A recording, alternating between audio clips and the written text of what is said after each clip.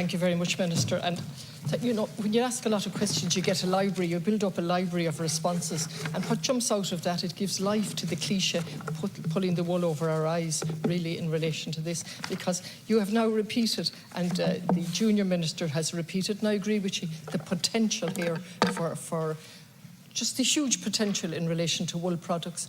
Where is the feasibility study? What was the delay? Part of the terms of reference surely included a time span. Has that time span been exceeded? If so, why so? You say the only positive thing I heard now was that the final report is with the department. Is that going to be published, Minister? Thanks. Thank you. Deputy Minister, please. I think, Deputy, we're being very proactive in relation to trying to identify new uses for wool here. Certainly, that report, in terms of it being completed, took longer than we had hoped, and we were pushing hard to keep it moving along.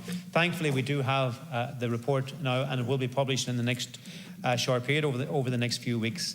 Our objective has to be to see how we can add value to wool. Obviously, the traditional use for it in relation to clothing, that market has become depressed. But there are new potential uses for it, and certainly I hope that this report will provide potential opportunities for that, and then as a government we'll look to see how we can try and work in delivering on those opportunities. I think it's something that that we owe to our sheep farmers, and something we owe as well just to the sustainability of the sector overall, because we're such a tremendous product, which is so natural. We have to make sure that we maximise its potential and its uses. Minister, I fully appreciate that. The same language has been used. Programme for government conduct a review for the potential demand for insulation, fertilisers, domestic and international markets. My question is, first of all, I welcome the fact that you said it's going to be published. That's positive news. Agus chuirm fáilte raibh an fógra sin. But when we look at this, why has it taken so long? Going to be published shortly, going to be published in the first quarter of 22, very soon, and so on.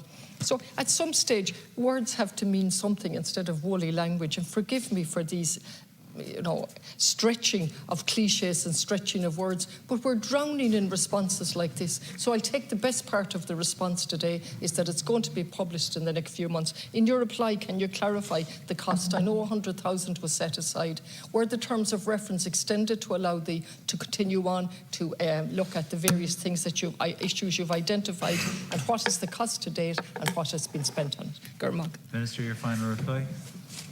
Yeah, no, thanks, Deputy Connolly. So listen, to take your own approach, we're looking for woolly opportunities here. And we're looking to maximise the potential that it can deliver in terms of new uses, ones that haven't traditionally been used, and ones which can deliver a profit and a margin for farmers and remove what has become a cost for them. So listen, that's why the government, in the programme, the government took this unique initiative. It's quite unique in terms of other countries internationally. So we are looking to forge new ground here. We're working hard to drive it on as quickly as we can. We will be publishing that report, and then we'll be looking to see how we can actually avail of the opportunities that might be there. Listen, any ideas, suggestions you have in that regard, we're certainly very open to it, because I think this is a tremendous natural product and one which we want to use. The overall cost was €100,000 that was committed to the project. Thank you. €100,000 was allocated for it, Deputy. Thank you very much.